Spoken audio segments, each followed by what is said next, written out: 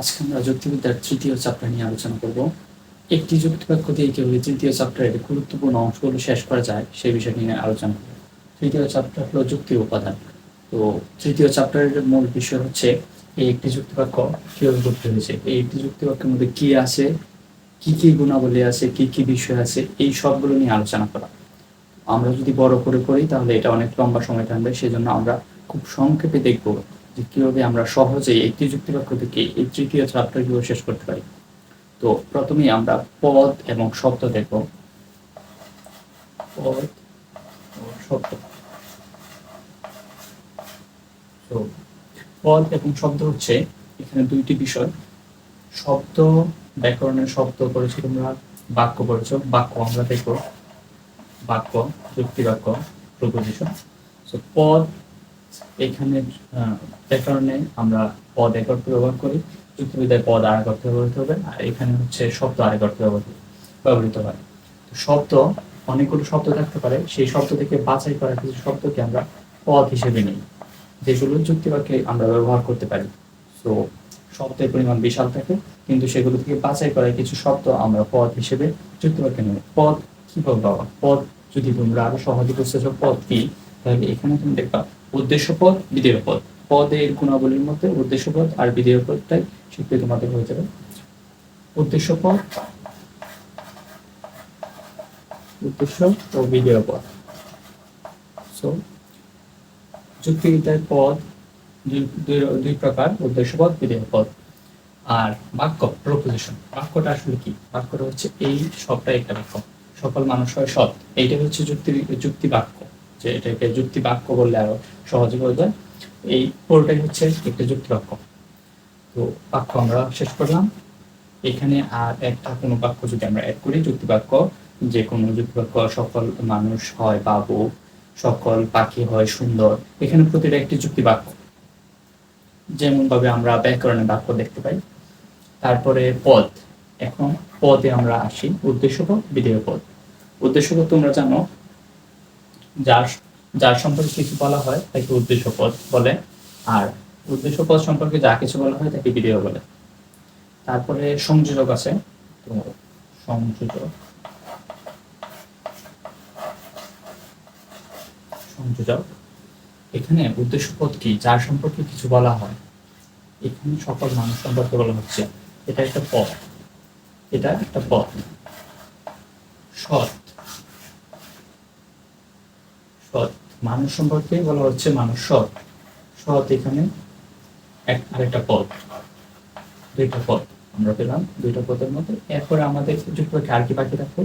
হয়। হয় ইংরেজিতে আমরা পাই ইজ।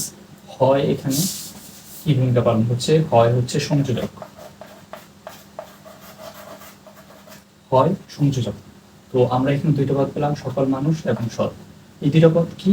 এটা হচ্ছে উদ্দেশ্য পদ, উদ্দেশ্য, আর এটা হচ্ছে বিধেয়। এই হলো যুক্তিবিদ্যার সকল পদ, সংযোজক আর বিধেয়ের মধ্যে যে সম্পর্ক। এখানে আমরা পরবর্তীতে যখন যাব তখন দেখব এই সংযোজক আসলে হচ্ছে বিধেয়। সংযোজক বলতে দুইটা উদ্দেশ্য এবং বিধেয়কে একসাথে সংযোগ করে। যেমন আমরা যদি বলি সকল মানুষ হয়, বাদ দিলাম সকল মানুষ সৎ, তাহলে এখানে একটা সংযোজক থাকছে না। এই সংযোগ দুইটাকে সংযোগ করে আমরা প্লাস ধরতে পারি, সংযোগ করা, অ্যাড করা, যোগ করা, এরকম। আর এটার একটা প্রকৃত নাম হচ্ছে বিধেয়ক। এই হলো যুক্তিবিদ্যার শব্দ, পদ, বাক্যে মূল পার্থক্য। তারপরে আমরা দেখব পদ তিন প্রকার। পদ তিন প্রকার। একটা হচ্ছে পদ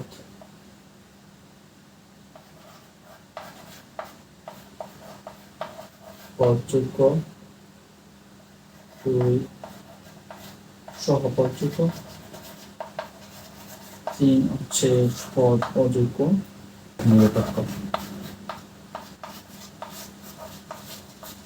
এখানে পদ পদ্ধতি যদি আমরা আলোচনা করি, পদ যোগ্য হচ্ছে যে শব্দগুলা সরাসরি পদ হিসেবে ব্যবহার হতে পারে, যেগুলো একক শব্দ হিসেবে পদ ব্যবহার করতে হয়। শব্দ বলছি অনেকগুলো শব্দ আছে, শব্দ থেকে আমরা কিছু পদ নিই, পদ হিসেবে নিই।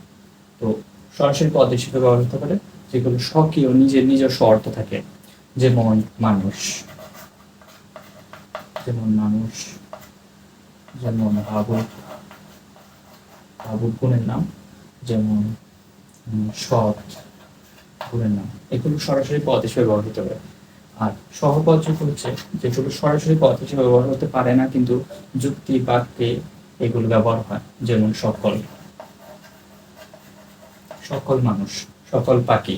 এখানে পাখি হিসেবে যদি আমরা ইউজ করি, পাখি পদযোগ্য শব্দ, কিন্তু পাখি এককভাবে শব্দ হতে পারে, পদ হতে পারে, কিন্তু যখন আমরা সকল অ্যাড করব তখন সকল এখানে সহপদযোগ্য শব্দ। সহপদ মানে হচ্ছে সহকারী হিসেবে কাজ করে। আবার টি, যেমন পাখিটি, এখানে সহপদযোগ্য হিসেবে কাজ করে। যে এরপরে পদ নিরপেক্ষ এমন পদ যেগুলো যুক্তবাক্যে এমন শব্দ যেগুলো যুক্তবাক্যে পদ হিসেবে ব্যবহার হয় না, যেমন কোনো এক্সপ্রেশন, অনুভূতি, সেই এরকম অনুভূতিগুলো যুক্তবাক্যে পদ হিসেবে ব্যবহার হয় না।